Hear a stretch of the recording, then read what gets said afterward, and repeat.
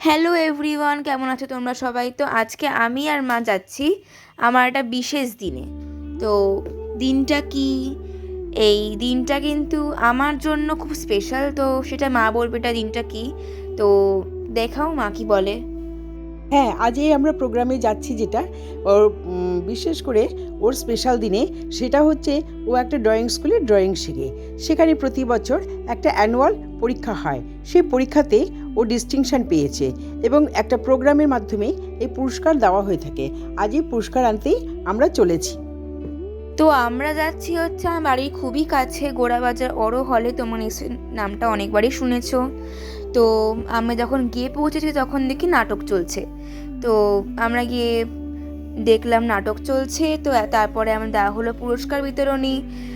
তো অনুষ্ঠান কিন্তু অনেকক্ষণ আগে থেকেই শুরু হয়েছিল। তারপরে আমি পুরস্কার নেওয়ার সময় চলে এলো। পুরস্কার নিতে কারই না ভাল লাগে, তাই না?